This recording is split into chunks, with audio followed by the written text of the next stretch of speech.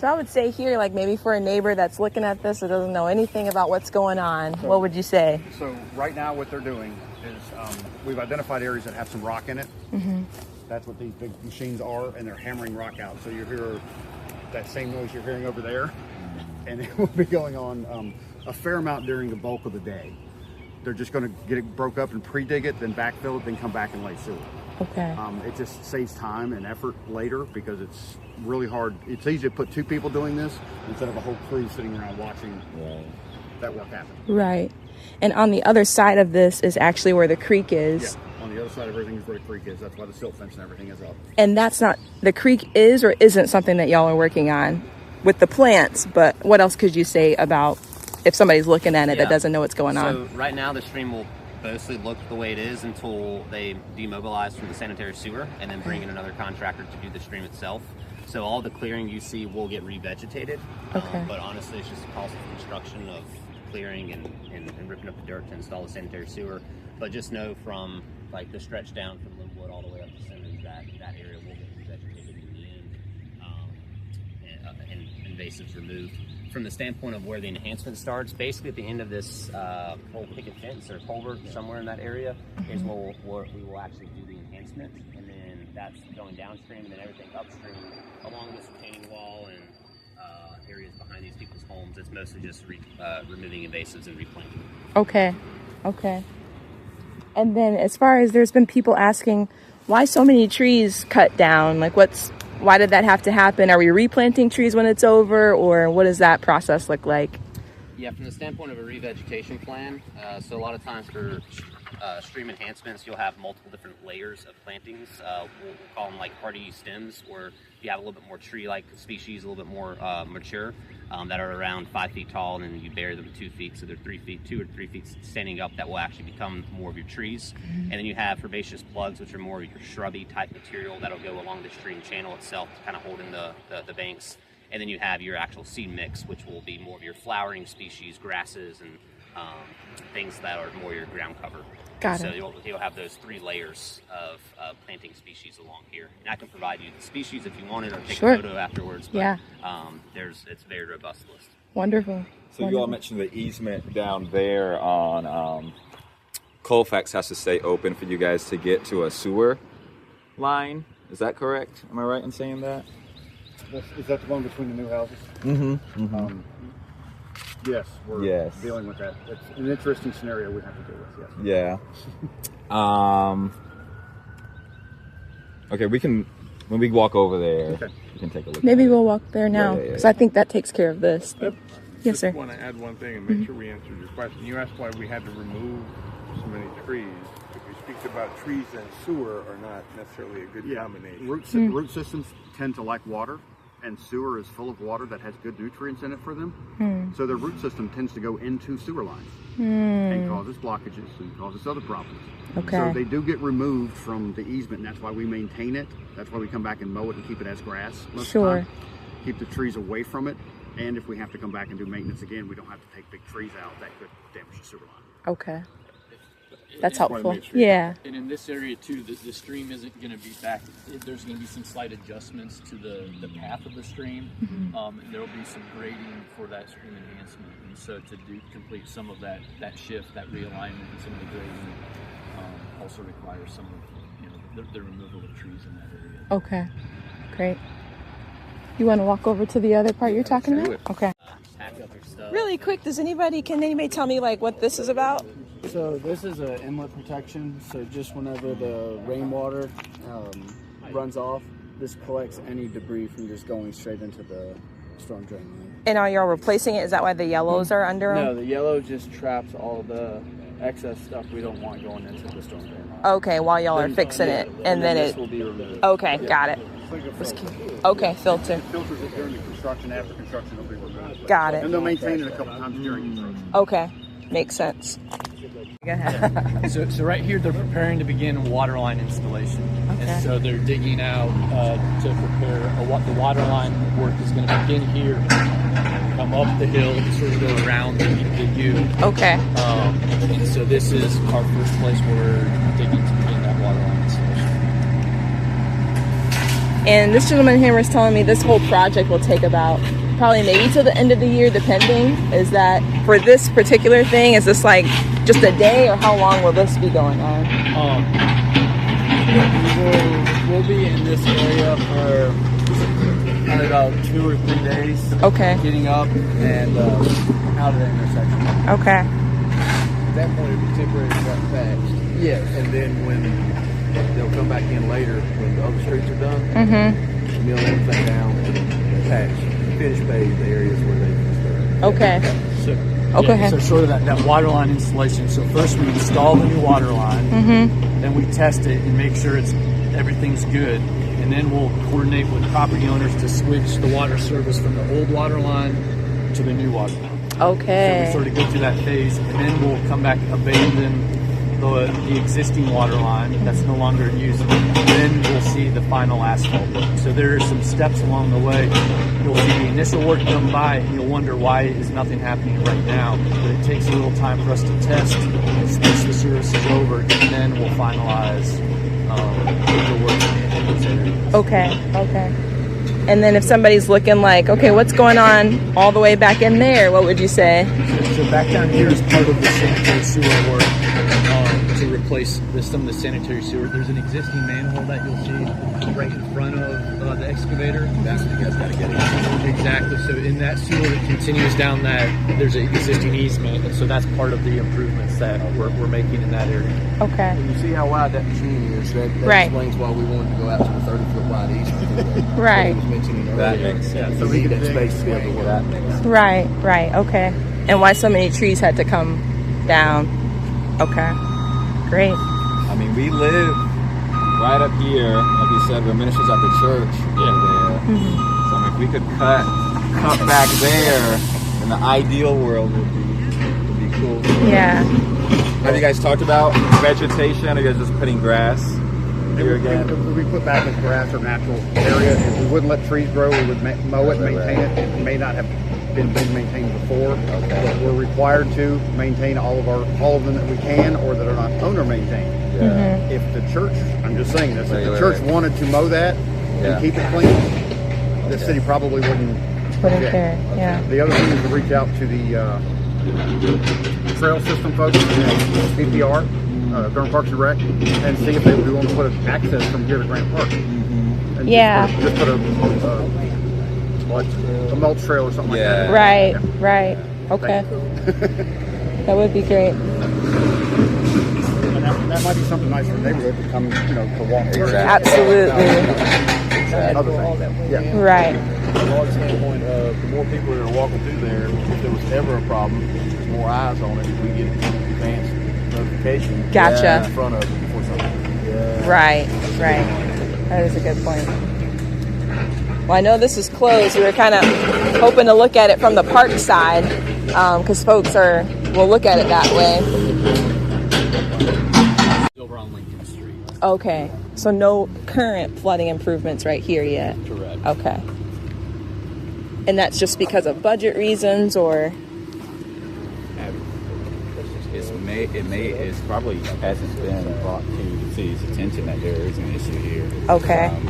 So if you're saying that there is, you can make a service request. And Okay. We can have someone come out to take a look at the system to make sure it's not blocked. Yeah. It could just be a matter of the pipes are blocked and need to be cleaned. Yeah. So Because it doesn't happen like super often, but when it rains and it pours, it would like kind of flood back here. Something else to Thank keep in you. mind too is like how they're replacing the water and sewer lines because they're older and smaller as compared to when these homes were originally built. The storm lines are in a similar condition, Yeah. Back when they were originally put in, they were not maybe sized for all of the things that have been built since, the development at this point in time. Right.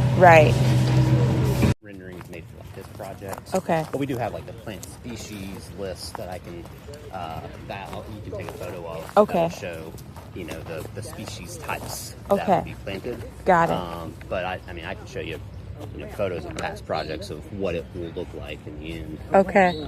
I love it. I love it. What did you say, Miss A Diane? ramp going right up there, and that's where the St. Monument of Faith Or might is. Right. the bridge have a connect? Yeah, like a bridge, Yeah. like a Totally. walkway. I love it. Absolutely. Would So- that be possible? Or is that a Would- Durham or- Parks and or Rec would it get in the question? way? That would be a Durham Parks and Rec Is question. that a Okay. Durham Parks and Rec? If any bridge that was put here, water management would authorize it if it was removable. Yeah. If it crossed our sewer line. Okay. Which we've got a sewer line on that side, which you can see that. Right. You would be looking across this creek, so you could get them to agree to it. And it would have to be removable, so we could pick it up and move it. So it's just known as a couple bolts. Okay.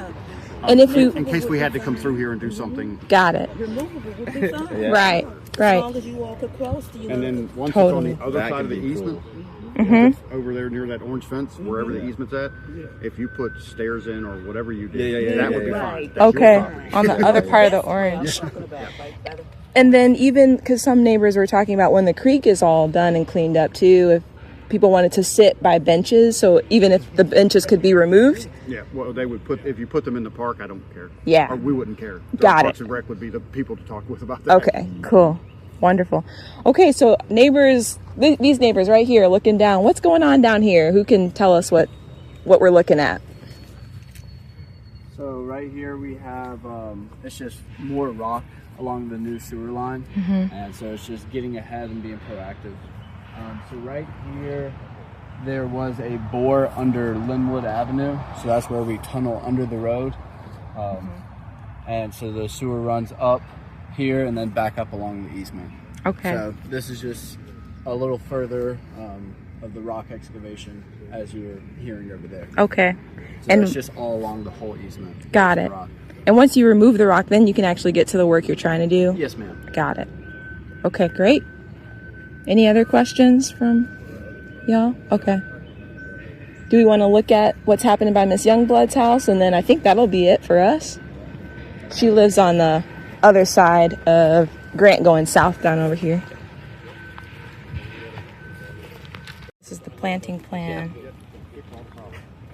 So what you'll see is these are more species that will be You find something like more tree or stems. Okay. And then this will be the actual seed mix, which will be a little bit more grasses and flowering species. Great. So a lot of times you'll see like a temporary seed mix, which will just like sprout immediately, Yeah. just to hold the soil in place. So if you're disappointed at first, just know that's just the temporary seed mix. Yeah. And normally takes about a year before that to die off and the riparian mix to come up. Got it. And it'll be a mix of flowers and grass. That's great. Let's go down here is what you're trying to check out? Yeah, on the other side of the sidewalk there. Because you can really see. This is what Right. Tavi sees.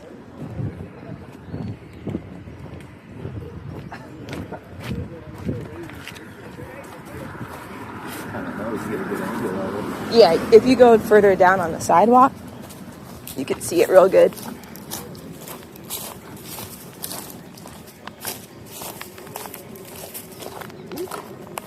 You okay? You walked in the spider web?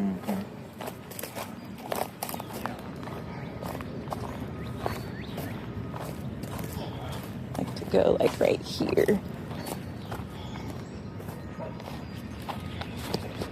This is where you can kind of see. This is the other part. So this is Grant Street, behind the new homes on Grant Street South, what they're working on over here. Do those new homes put up those fences? Yes. Did they? Got it.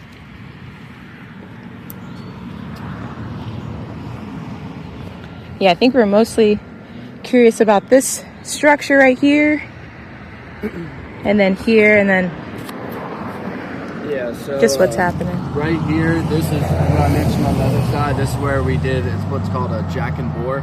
So we tunnel under the road. It's just where it's not convenient to dig across the road. We tunnel under the road. Okay. So that is just called a pit. So that's just a pit for our guys to work in, and that's where they work from. there's a sanitary, so this is for a sanitary sewer, and there will be a manhole going inside that pit, and then we go up and we connect the services from these houses. Okay. And just to be clear, y'all aren't doing anything with the creek, just the water line that's happening to the sides of the creek. Is that right? I believe, yes. Correct. On this side, there's no other plans with the creek. There will be one sanitary sewer will cross the creek in one place, but there's no other plans for the creek in this block. Okay. Do you all know the vegetation that will be here after? It will be the same. It'll be the same. From that side. That we talked about. Okay. It'll be grassed and put back within the easement. Okay. Great. Wonderful. Any questions from you, Miss Diane? Anything else you want to know? That's it? What are you thinking, Ajax? I was just trying to get it straight in my head. So now the sanitary sewer is entirely west of the stream, or does it cross somewhere else? So it crosses a little bit back and forth. So it's basically going to come over here, it crosses to right here, and then it's going to go down this side of the stream.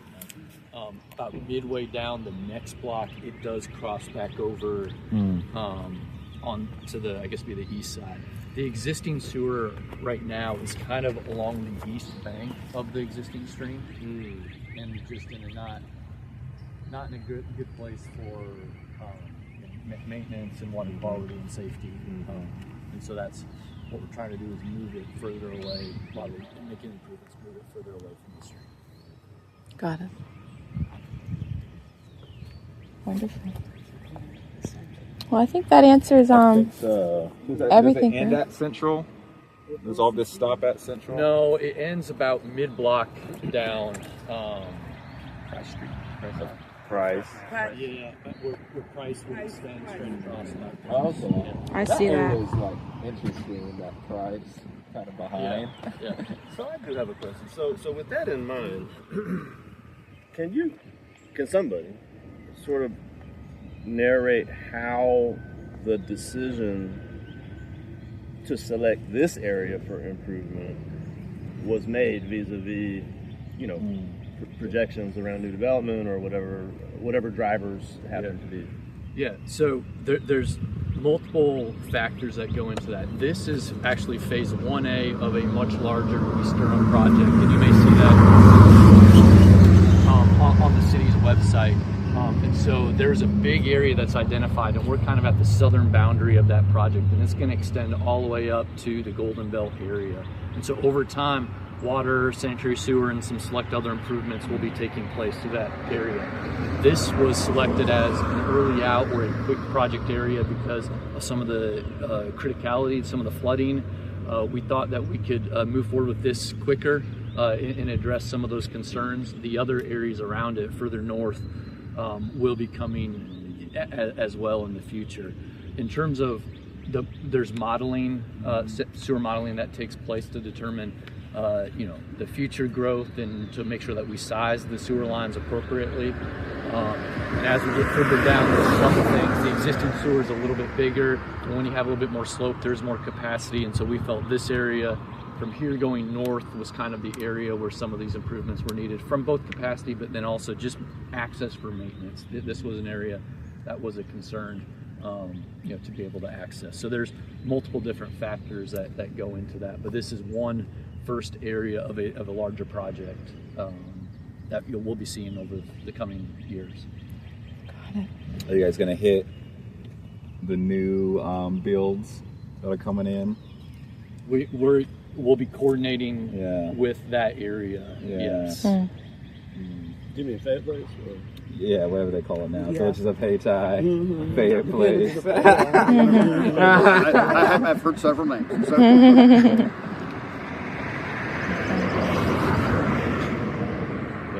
And all the stuff on site is being handled outside of our project, like within, but then we'll be coordinating as it leaves. Yeah. When you say coordinating, We'll be coordinating. We'll be talking with the design teams to make sure what the infrastructure that they're installing on site is going to connect and be sized appropriately with what we're installing downstream. So that hasn't happened yet. That coordination hasn't. It is ongoing. I'm not.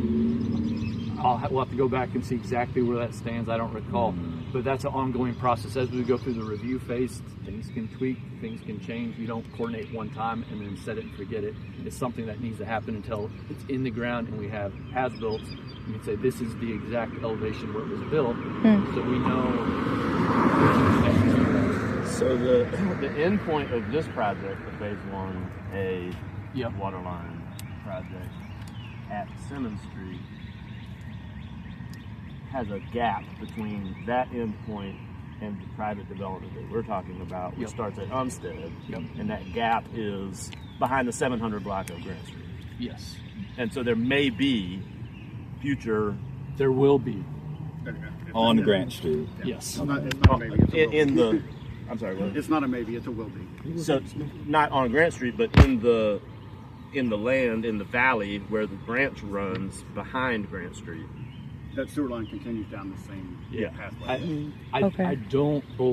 I don't believe that sanitary sewer line is planned to be replaced. I think in that area, in that Grant Street area, it's primarily water line replacements. So stormwater and sewer capacity coming off of what is referred to as Fayette Place would not be analyzed until after that private development is complete. This sewer that we're installing right now is sized for what development is anticipated in that Fayette Place area. We believe that the existing infrastructure north of this project, between there and Umstead, we think that is sufficient to accept the flow to get it to this Phase 1 project area. So there may not need to be improvements. There may not need to be to the sanitary sewer, but there will be. We do know the water line is old, cast iron water lines in that area, so the water line will be replaced. Okay, so that's why you said up at the street. Exactly. The water line up at the street, but the sewer in the easement is okay. So we're not replacing the sewer everywhere. We are generally in those places where it's the old water line, we are going to be replacing nearly every water line. If we're in the area working, we're primarily after water lines. If we're in the area working, we're looking at the sewer and looking at storm drain and looking, because it's better for us to come and do more at once than come back 3 times in 5 years. So recently the Goose Creek sewer outfall basin was restricted based on some very sophisticated measuring and modeling that had not previously been done. Yes, we have that. You do have that, and so that's taken into consideration with the Fayette Place development. Okay. Cool. What does that look like? Is it like a robot or something? It's you would think so. It is a very complicated program which can vary with any single multi-decimal number you put in it. Oh, it's not like Wall-E crawling up in the pipe. Well, that is part of it, to look at obstructions and sizes and shape, condition of pipe. Okay. Because sometimes they get so old that they just you can't fix them. I have one last question. Is there any event unexpected in the sort of like real world space, not the analytical space, not the modeling and testing space, but is there some outcome from private development that would potentially indicate that, actually we do need to develop redevelop this section of the infrastructure that connects the private to the new public? If somebody got something of a higher density than is anticipated, meaning if someone calculations according to the current ordinance. Thanks. That would be the unknown, and that's what we work through a fair amount, and that's kind of what happened in the Goose Creek area that you're talking about. They increased density so much, we just don't have capacity. Interesting conversation. Awesome.